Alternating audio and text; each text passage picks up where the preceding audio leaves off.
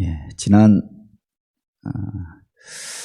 그 주에 이어서 피플 퍼즐 성경 연구, 성경에 보면 많은 인물들이 등장하지요. 그 속에 하나님이 기뻐하시는 그 성도의 모습, 또 교회의 모습은 어떤 것인가? 사람들을 통하여서 우리가 함께 나누고자 합니다. 교회 안에 여러 가지 스타일의 사람들이 있지 않습니까? 비슷한 것 같으나 남자, 여자 이렇게 나누기도 하지만 남자라고 다 똑같은 게 아니고 여자라고 다 똑같은 게 아니잖아요.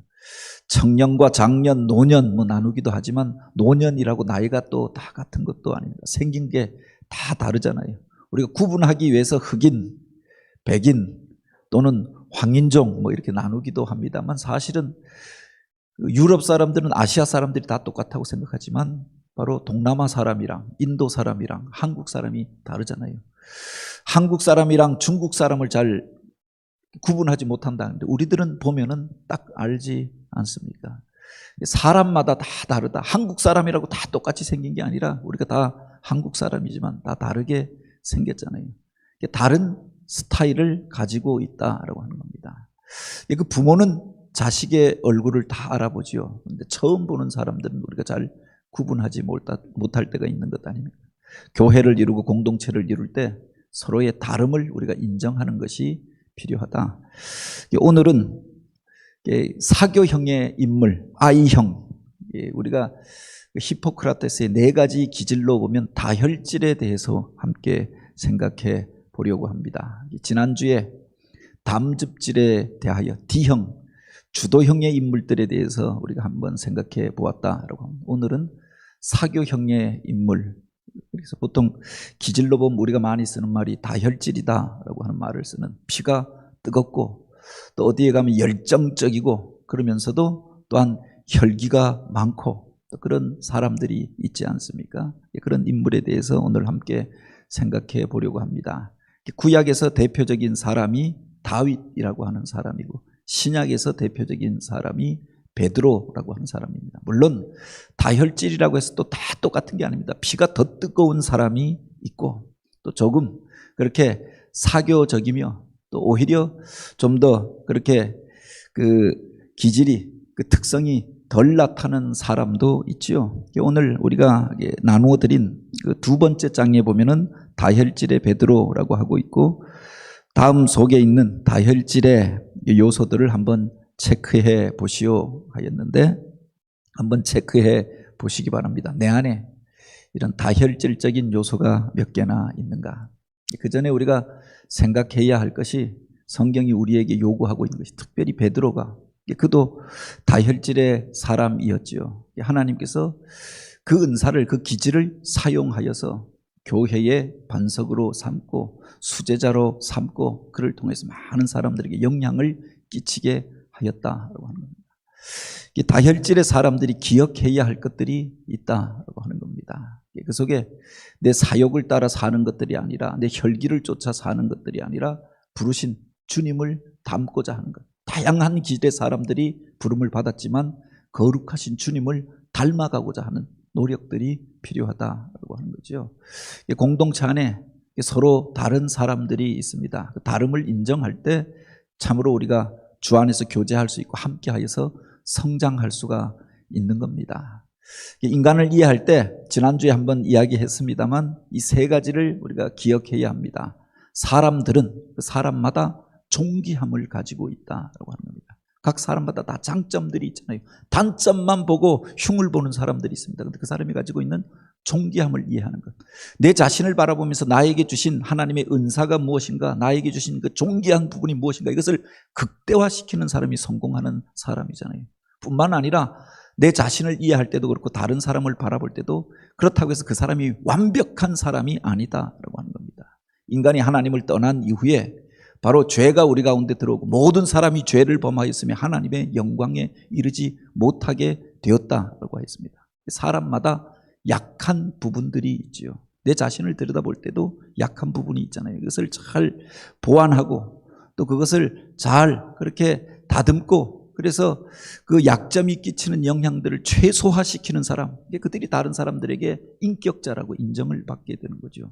그리고 다른 사람들을 바라볼 때 사람마다 다른 스타일을 가지고 있다라고 하는 것을 인정하는 게 필요합니다. 그래서 지난주에 이 그림을 이야기했는데 일 중심의 사람이 있습니다. 어떤 일들을 할 때 일을 중심에 놓고 과업 중심의 그 사고를 하고 행동을 하는 사람이 있습니다. 반면에 관계 중심의 사람이 있습니다. 다른 사람들은 어떻게 생각할까? 혹시나 그 사람이 마음 상하지 않을까? 일보다 사람을 더 중요하게 생각하는 사람도 있다.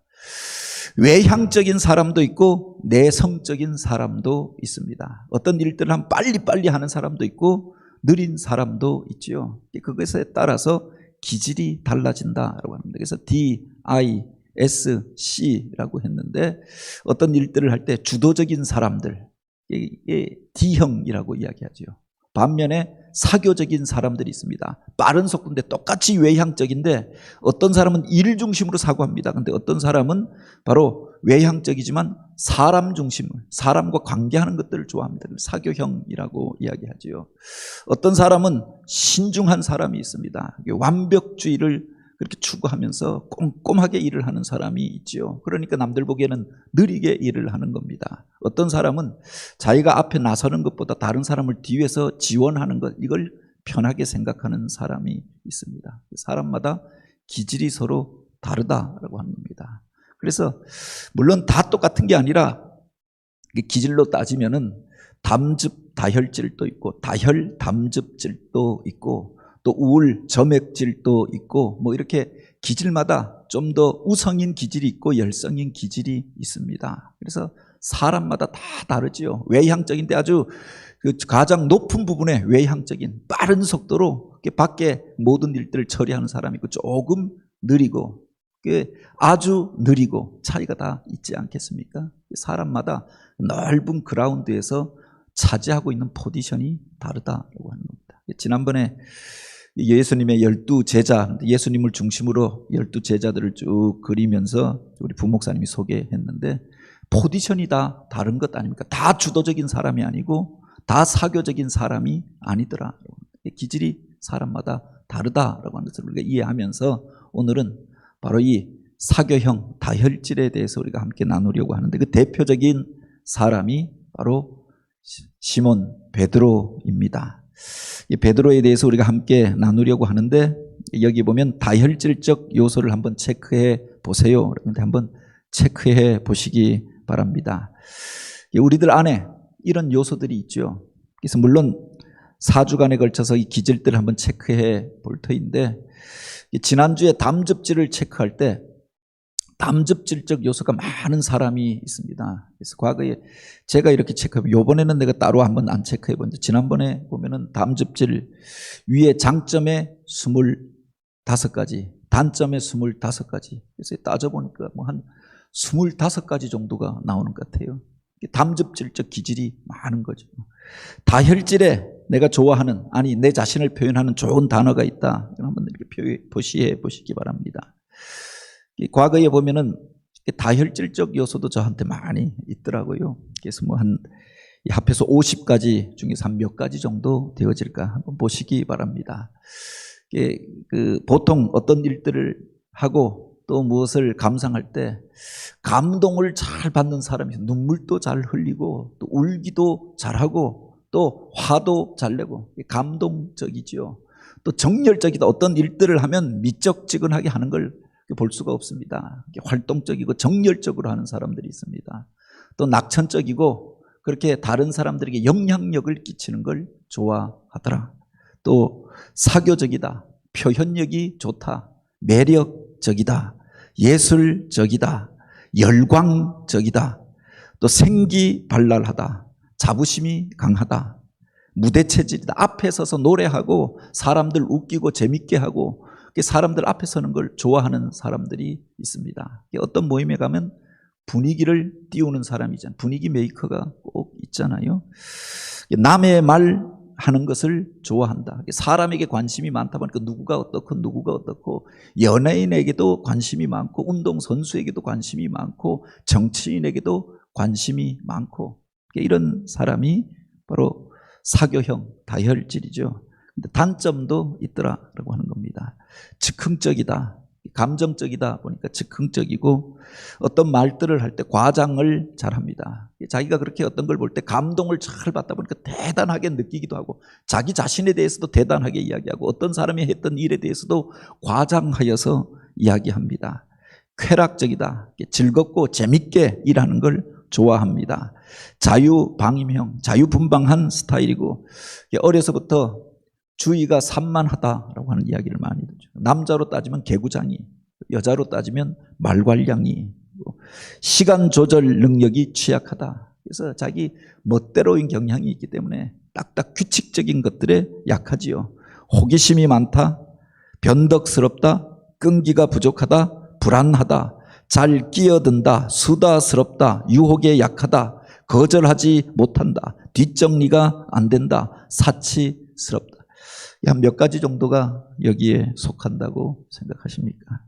이런 기질을 많이 가진 사람들, 적어도 한 20가지 정도 이상 가졌다라고 하면 다혈질적 기질이 있다라고 이야기할 수 있지요. 저는 한 20가지는 넘지는 않는 것 같은데 다혈질적 기질이 한 10가지 이상은 있는 것 같아요. 다혈질에 대한 이해입니다. 다혈질은 어떤 사람인가 딱 표현하면 3가지로 표현할 수 있습니다. 외향적이다. 자기 속에 있는 감정을 감추어 놓고 살지 못합니다. 그 마음의 감정이 얼굴을 통해서 그대로 표현되는 사람이 있잖아요. 울그락불그락 화가 나면 얼그락불그락 하고 그 속에 있는 감정을 좋으면 좋은 것을 숨기지 못합니다. 싫으면 싫은 걸 숨기지 못한다. 속에 어떤 말들을 두고 참지 못하는 사람 있잖아요. 꼭 그 말은 해야 하는 겁니다. 그래서 이 사람한테 가면은 증폭기가 되어지 어떤 소문이 그 사람한테 들어가면은 속에 담아두고 지나가는 일이 없죠. 그 얘기는 꼭 전해주든지 사람들 앞에 말하고야 만다라고 합니다. 낙천적입니다. 음울하지 않고 이 사람이 가면 분위기를 띄우잖아요. 다른 사람들 기분 좋게 하고 천성적으로 놀기를 좋아하고 어려서부터 호기심이 많고 명랑한 사람, 그 사람이 바로 I형, 다혈질이라고 하죠. 그래서 무슨 경기를 하면은 다혈질이 보통 응원단장을 합니다. 연극을 하면은 바로 배우를 맡으려고, 주인공을 맡으려고 하는 사람이 바로 이 다혈질의 사교형입니다. 담즙질은 보통 다른 사람을 조종하려고 합니다. 그래서 자기가 연출을 맡고 감독이 되려고 합니다. 그래서 누구를 여기에 세우고 누구를 어떻게 하고 이렇게 하는 사람이 담즙질이라고 합니다. 다혈질은 자기가 직접 무대에 서서 마이크를 잡으려고 하는 겁니다. 우울질의 기질은 앞에 나서는 걸 좋아하지 않습니다. 자기가 대본을 쓰고 또 무대에 장치를 하고 뭐 이렇게 그런 것들을 준비하는 꼼꼼한 일들을 잘하는 사람이 우울질이죠. 그리고 또한 이 다혈질은 관계중심적 사람이다. 사람들과 함께 어울려서 어떤 일들을 하는 걸 좋아하는 사람, 어떤 모임에 가면 분위기 메이커가 되어지는 사람, 꼭 그 사람 주위로 사람들이 모이는 데가 있죠. 사람들이 모이면 목소리가 제일 크고 분위기를 주도하는 사람이 다혈질이다라고 하는 겁니다. 그 일반적인 성향에 대하여서 장점이 있고 약점이 있습니다. 열정적인데 즐거운 분위기를 만드는데 표현력이 좋고 말을 잘하고 그래서 인간적이라서 사람들이 좋아합니다. 그리고 그 다혈질에게는 누구도 낯선 사람이 없다라고 했습니다. 그래서 사교형이라고 이야기하죠. 누구든 처음 보고도 말을 먼저 걸고 어떤 모임에 가서도 어색해하지 않고 누구랑도 잘 사깁니다. 영업직을 맡겨도 잘 하는 게 다른 사람을 잘 설득합니다. 서글서글하고 말을 잘 걸고 또 낯선 사람들을 잘 대하고, 그러니 바로 이 사교형의 사람은 사람들을 만나는 직에 적합화되어져 있는 사람이죠. 반면에 단점이 있다라고 하는 겁니다. 충동적이다라고 하는 겁니다. 어떤 일들을 행할 때 감정적으로 느낌이 오면 하는 겁니다. 무슨 계산하고 또 이익이 되고 이게 아니라 충동적으로 어떤 일들을 행하는 겁니다. 시작은 잘 하는데 끝 마무리가 부족한 겁니다. 그래서 뒷정리를 잘 못하는 사람이 바로 다혈질이다라고 하죠. 어떤 일들을 들으면은 결론을 쉽게 내립니다. 여러 과정들 꼼꼼하게 그 과정을 따져보고 검토하는 게 아니라 급하게 결론을 내리려고 하다 보니까 실수가 많은 거죠. 말이 많다 보니까 또한 실수가 많은 겁니다. 어떤 이들에 대하여서 이야기하는데 왜 거짓말하느냐? 그런데 이 사람은 거짓말한 게 아닙니다. 그냥 과장해서 이야기한 겁니다. 어떤 사람이 좋다고 이야기하는데 칭찬하다 보니까 좀 과장을 더하게 되는 겁니다. 자기 자랑하다 보니까 또 과장을 하게 되어지는 거죠. 거짓말한다기보다는 칭찬을 그렇게 또 과하게 하고 자기 자랑을 조금 그렇게 부풀려서 하는 것. 이게 그 사교형의 사람, 특히 다혈질의 사람의 특징이죠. 그러니까 말을 해도 재밌게 하는 겁니다. 그냥 있었던 일 그냥 하는 게 아니라 조금 과장도 하고 극적인 효과도 넣고 하다 보니까 사람들이 이 사람 이야기를 듣는 걸 좋아하더라라고 하는 겁니다. 이 다혈질의 사람들이 있습니다. 이 사람들에게 동기를 부여해 줄 수 있는 게 뭘까? 우리 자녀들 가운데 다혈질이 있잖아요. 감정적이고 그래서 사람들 앞에 서서 노래하는 것도 좋아하고 또 그렇게 무대 체질이고 다혈질의 아이들에게 또 다혈질의 사람들을 그렇게 동기를 부여하는 요소가 바로 칭찬과 격려입니다. 칭찬은 고래도 춤추게 한다. 사람들 앞에 서서 사람들에게 인정받는 것, 이걸 다혈질이 가장 좋아하거든요. 그러니까 그 다른 사람들이 자기를 인정해주고 높여주는 분위기, 일하기에 최적의 분위기가 바로 이런 겁니다. 사람들이 다 좋아하고 말할 때마다 아멘 하고 또 어떤 사람이 앞에 와 노래 부르면 박수하고 환호치고, 그래서 바로 연예인을 사람들 앞에 서서 노래하고 또 연예인 개그맨이 되어지고 뭐 이런 것들을 좋아하는 사람들이 바로 다혈질이죠. 그리고 그 사람이 일하기에 가장 좋은 환경이 있습니다. 늘 화기애애한 분위기, 막 사람들이 서로 싸우고 이런 데는 자기도 싫어하는 겁니다. 그리고 다른 사람들에게 영향을 끼칠 수 있는, 다른 사람들이 자기를 칭찬하고 인정해주는 분위기를 좋아하는 거죠. 그리고 통제받지 않고 자유롭게 자기 하고 싶은 대로 제멋대로 할 수 있는 그런 환경을 좋아한다는 겁니다. 상사가 있어서 꼼꼼하게 보고서 쓰고 계획서를 제출하고 또 평가서 제출하고 이것을 견디지 못하는 사람이 다혈질이죠.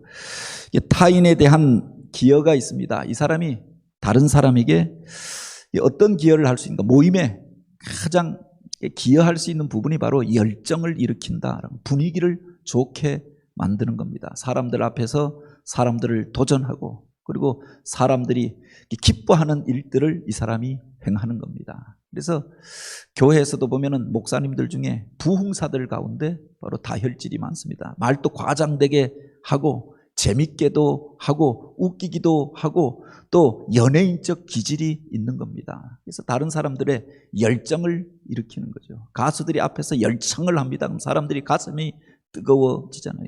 그래서 다른 사람들을 불러일으키는데 바로 탁월한 은사를 가진 사람이다.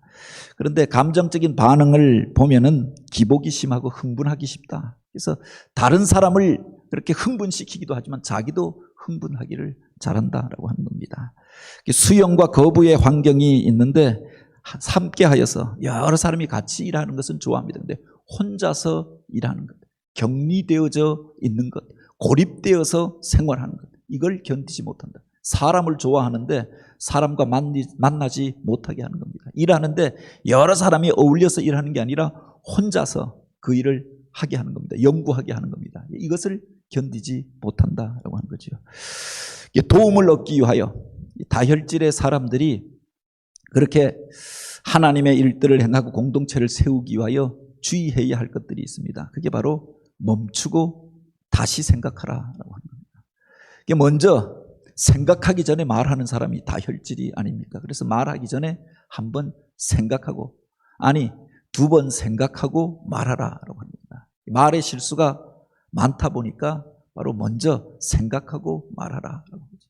베드로가 말의 실수가 많이 있었던 게 다혈질이었기 때문에 성격이 급하고 생각나는 대로 느낌 나는 대로 말하였던 것 아닙니까? 그래서 칭찬도 많이 받았지만 그것 때문에 실수하고 후회할 일들을 만들어냈잖아요. 뿐만 아니라 즉흥적이다, 감정적이다 보니까 생각하고 말하는 것, 계획을 세우고 꼼꼼하게 체크하고 그 일들을 행하는 게 필요한 겁니다. 그냥 느낌 나는 대로 내가 시작하였다가 나중에 후회할 일들을 만들 수가 있는 거죠. 그래서 다혈질의 사람들에게 필요한 것이 바로 메모하고 또 경청하고 그리고 다시 한번 생각하는 것이다 라고 하는 겁니다. 여기에 보면 베드로가 후회하는 모습이 있지 않습니까? 즉흥적으로 한번 생각하고 굳이 말하지 않아도 될 상황이 있습니다. 그 자리에서 내가 예수의 제자가 아니냐 이렇게 분리하면 차라리 대답 안 하면 되잖아요. 그런데 굳이 대답해서 나중에 후회할 일들을 만들었던 것 아닙니까? 때때로 우리가 어떤 일들을 행할 때는 한 번 더 생각하는 게 필요하죠. 이 다혈질의 사람들에게 가장 좋은 환경이 뭐냐? 사람들에게 칭찬이 주어질 때이다. 어떤 일들을 행할 때 다혈질은 재미있게 일하는 걸 좋아합니다. 즐겁게 딱딱하게 무미건조한 일들을 견디지 못하지요. 그리고 꿈꾸는 일을 좋아한다라고 하는 겁니다. 그래서 시인이나 연예인들이 많은 겁니다. 그리고 이 구약에 보면 다윗 같은 사람이 그렇잖아요. 시를 쓰지 않습니까? 노래를 부르잖아요. 베드로가 보면은 바로 많은 사람들을 도전하는 설교를 합니다. 그가 설교할 때 많은 사람들이 격동되어져서 은혜 받고 회개하고 통회하게 되었다라고 하는 겁니다. 탁월한 부흥 강사들 가운데 바로 다혈질의 사람들이 많이 있는 것이 그래서 그렇다라고 하는 겁니다. 그 뒤에 한번 보시면은 베드로에 대한 이야기가 나옵니다. 그 대표적인 사람이 바로 시몬 베드로입니다. 예수님의 제자 가운데 늘 사람을 몰고 다니는 사람이 베드로입니다. 보면은 언제나 그 주변엔 다른 제자들이 있었습니다. 예수님을 따라 나설 때도 그가 예수님을 따라 나서고 그 이후에 야고보와 요한이 예수님의 제자가 되어집니다. 그가 예수님을 따라갈 때도 언제나 혼자 가지 않잖아요. 나중에 그가 부활하신 주님을 만나고 갈릴리에 고기 잡으러 갈 때도 그가 나는 고기 잡으러 가노라 혼자 간 게 아니라 사람들 끌고 가잖아요. 다른 사람들에게 영향을 끼쳤던 사람이었다라고 하는 겁니다. 그런데 여기에 보면은 예수님께서 그를 부르실 때 그 안에 다른 사람들에게 영향을 끼치고자 하는 마음, 사람을 좋아하는 그것들을 아시고 그를 부르실 때 내가 너로 사람 낚는 어부가 되게 하겠다 이렇게 말씀하십니다. 그가 관심을 가지고 있었던 게 사람에 있었잖아요. 고기를 잡으면서 내가 이런 일만 매일 반복하며 하여야 하나 아마 자기 일에 대한 회의도 있었을 것입니다. 근데 주님께서 그를 부르시고 후로는 내가 사람을 취할 것이다 하시니 그가 배에서 내려 모든 것을 버려두고 예수님을 쫓았다라고 했습니다. 마태복음에 보면 내가 너로 사람 낚는 어부가 되게 하리라 라고 말씀하십니다. 다른 사람들에게 영향을 끼치고 싶은 그런 마음이 있었죠. 그것을 가지고 그에게 도전하였던 것 아닙니까? 베드로는 불가능한 일들을 믿었고 기꺼이 위험을 감수하였던 것들을 보게 됩니다. 다혈질은 꿈꾸는 사람이다라고 했습니다. 그런데 예수님께서 풍랑이 있는 바다를 건너오시는 모습들을 보면서 모두가 두려워하다가 유령이라고 생각하다가 내니 두려워 말라 예수님인 것을 알고 그가 예수님에게 이야기하잖아요. 주시거든 나를 명하여 이 물 위로 걷게 하소서. 담대히 이런 이야기를 합니다. 그래서 주께서 오라 하시니 베드로가 그냥 그 바다로 뛰어들었다라고 했습니다. 무모해 보이지 않습니까? 무모한 것처럼 보여지지만 불가능한 것들을 믿고 그 위험을 감수하였던 사람이 베드로였다라고 하는 거죠.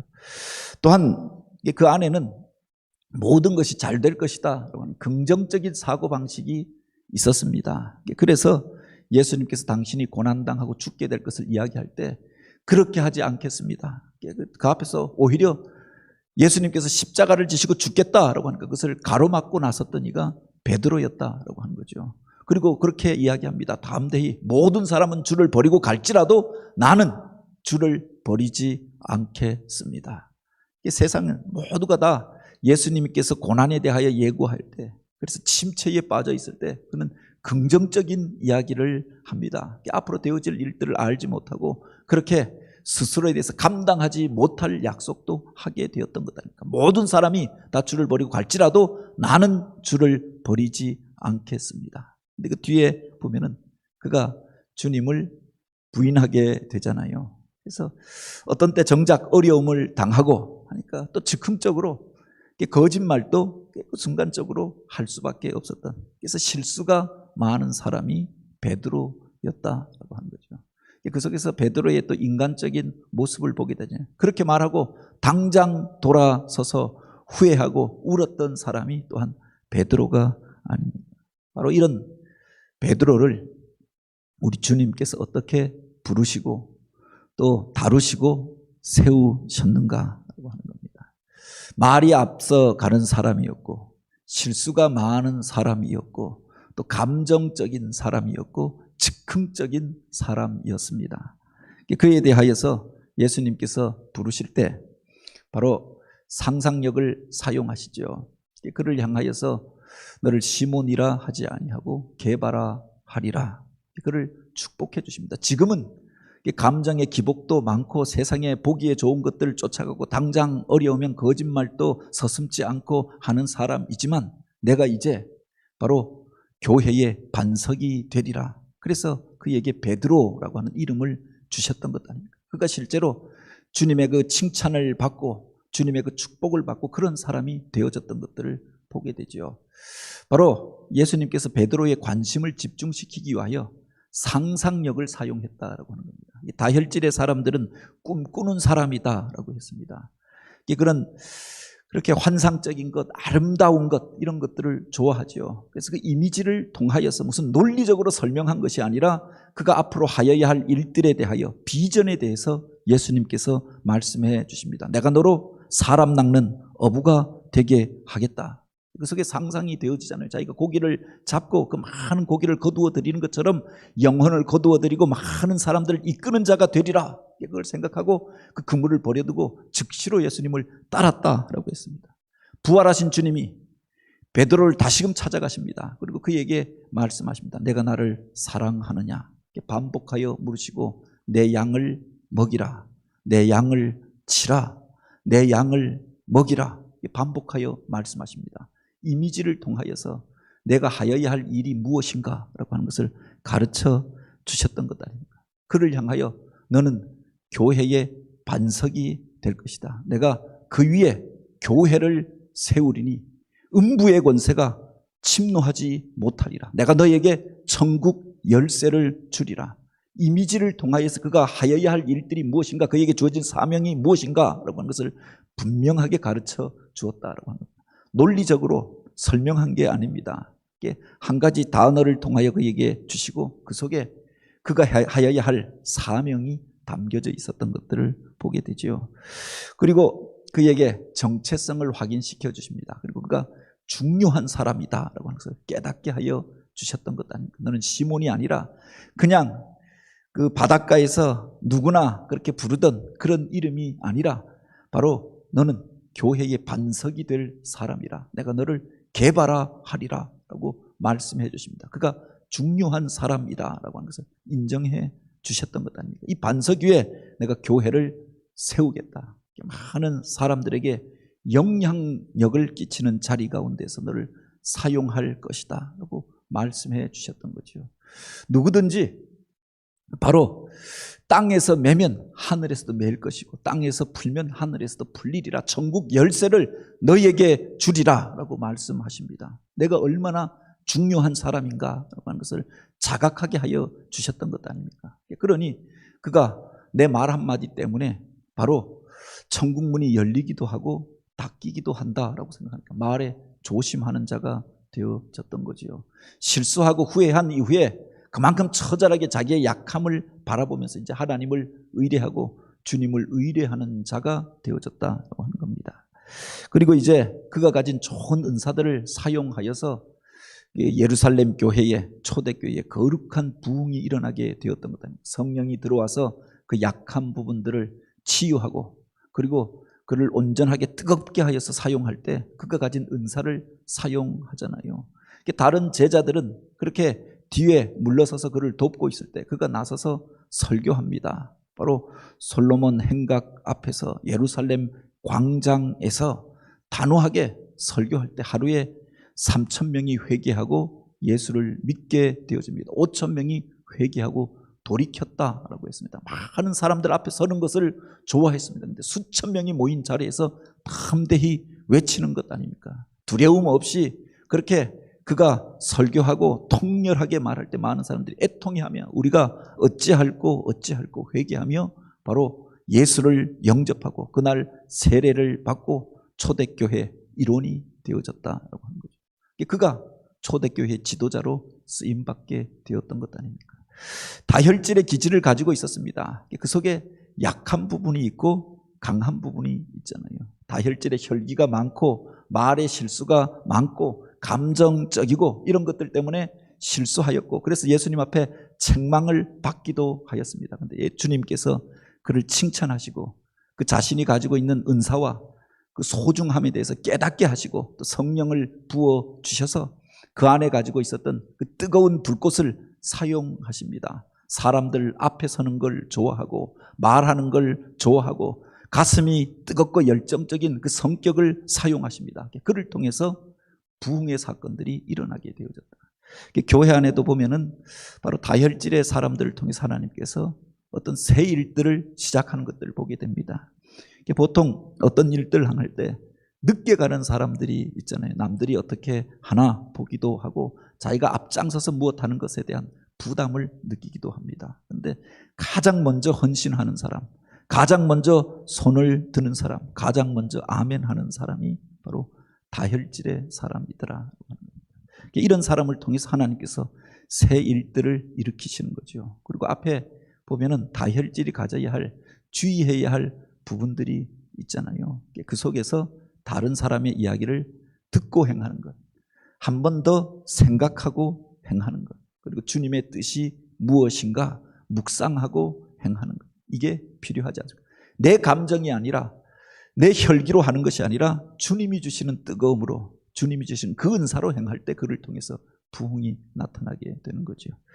아마 우리 교회 안에도 전에 이야기했습니다만 보통 한 공동체 안에 이렇게 보면은 담즙질의 기질을 가진 사람이 한 15%에서 20%가 있다고 하면 다혈질의 기질을 가진 사람들이 한 20% 정도가 있습니다.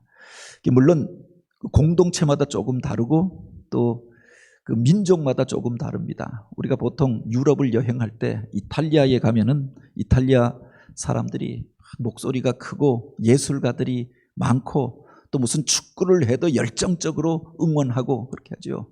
다혈질이 많기 때문에 그렇다고. 근데 따져보면은 사실은 많은 게 아니라 다른 나라에 가면 15%, 18%, 20%가 넘지 않는데 그 나라는 한 25% 되니까 일반적으로 느끼기에 이탈리아 사람들은 막 열정적이다라고 느끼는 거죠.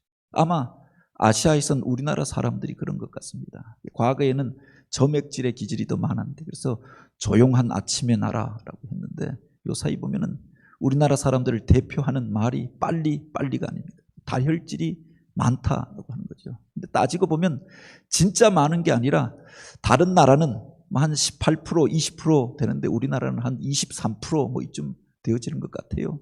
그러니까 빨리 하고 열정적인 그 사람들이 목소리가 큰 겁니다. 분위기를 만들어가는 거죠. 교회 안에도 다혈질의 사람들이 필요하다. 요사이 우리 사무실에 보면은 우리 교역자들 가운데는 다혈질이 별로 없는 것 같아요. 조용해졌습니다, 갑자기.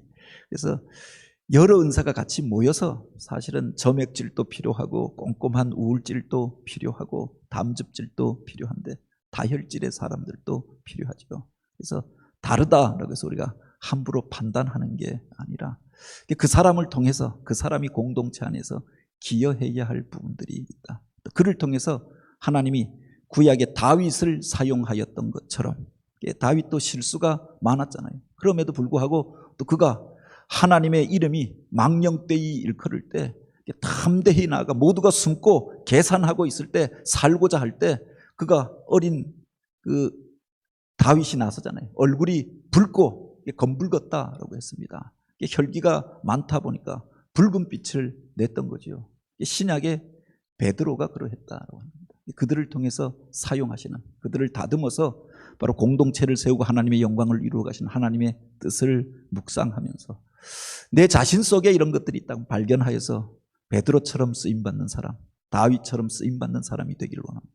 우리들 가운데 다혈질의 사람들이 있다라고 하면 칭찬하고 격려하여 주어서 앞장서서 주의 일들을 더 많이 할 수 있도록 그렇게 축복할 수 있는 그런 교회가 되기를 원합니다. 같이 기도드립니다.